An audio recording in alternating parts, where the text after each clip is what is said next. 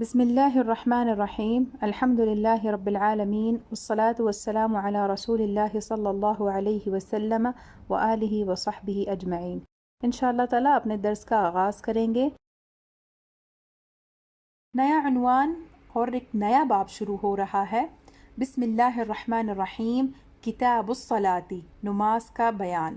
حدیث نمبر 81، ابو حنیفہ عن حماد عن ابراہیم عن عبد الله عن ابی ذر انه صلى صلاة فخففها واكثر الركوع والسجود فلما انصرف قال له رجل انت صاحب رسول الله صلى الله عليه وسلم وتصلي هذه الصلاة؟ فقال ابو ذر الم اتم الركوع والسجود؟ قال بلى. قال فإني سمعت رسول الله صلى الله عليه وسلم يقول من سجد لله سجدة رفع بها درجة في الجنة فأحببت أن تؤتى لي درجات أو تكتب لي درجات. وفي رواية عن إبراهيم النخعي عمن حدثه أنه مر بأبي ذر بالربذة وهو يصلي صلاة خفيفة يكثر فيها الركوع والسجود، فلما سلم أبو ذر قال له الرجل تصلي هذه الصلاة وقد صحبت رسول الله صلى الله عليه وسلم؟ فقال أبو ذر سمعت رسول الله صلى الله عليه وسلم يقول من سجد لله سجدة رفعه الله بها درجة في الجنة فلذلك أكثر فيها السجود۔ حدیث کا ترجمہ۔ حضرت ابو ذر غفاری رضی اللہ عنہ سے مروی ہے کہ آپ نے ایک مرتبہ ہلکی سی نماز پڑھی اور کثرت سے رکوع و سجود کیے۔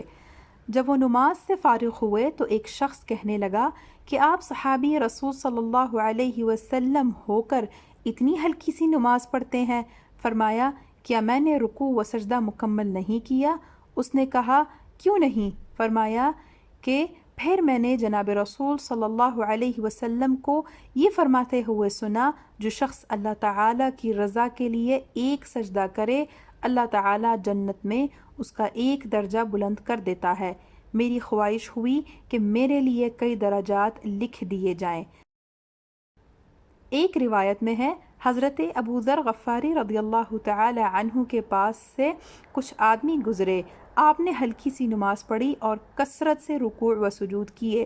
جب وہ نماز سے فارغ ہوئے تو ایک شخص کہنے لگا کہ آپ صحابی رسول صلی اللہ علیہ وسلم ہو کر اتنی ہلکی سی نماز پڑھتے ہیں؟ فرمایا میں نے جناب رسول صلی اللہ علیہ وسلم کو فرماتے ہوئے سنا جو شخص اللہ تعالیٰ کی رضا کے لیے ایک سجدہ کرے اللہ تعالیٰ جنت میں اس کا ایک درجہ بلند کر دیتا ہے، اسی لیے میں نے کثرت سے سجود کیے۔ حدیث کی شرح، یعنی حضرت ابو ذر رضی اللہ تعالی عنہ نے نماز پڑھی تو اس کو لمبا نہ کیا بلکہ مختصر اور مکمل پڑھی اور اس میں رکوع اور سجود کثرت سے کیے۔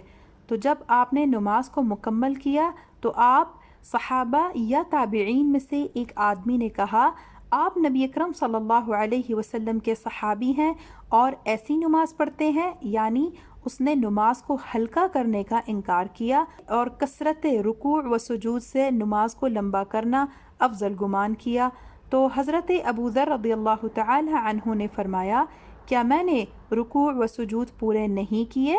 اس میں اس بات کی طرف اشارہ تھا کہ لوگوں میں سے سب سے بدترین وہ شخص ہے جو نماز میں چوری کرتا ہے، یعنی رکوع و سجود پورے نہیں کرتا۔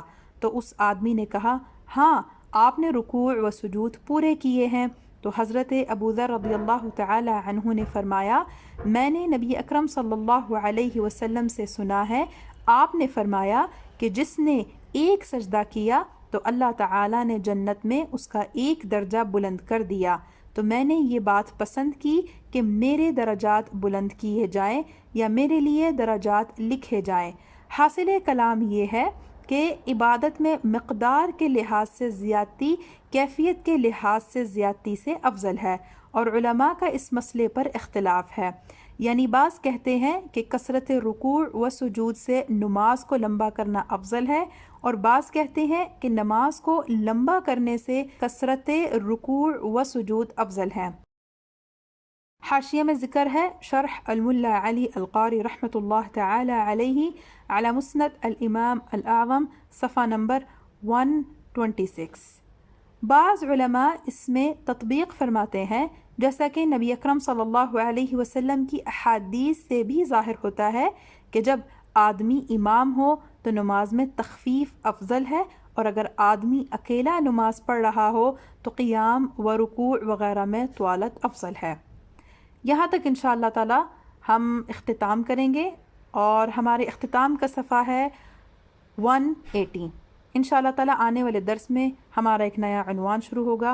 والسلام علیکم ورحمۃ اللہ وبرکاتہ۔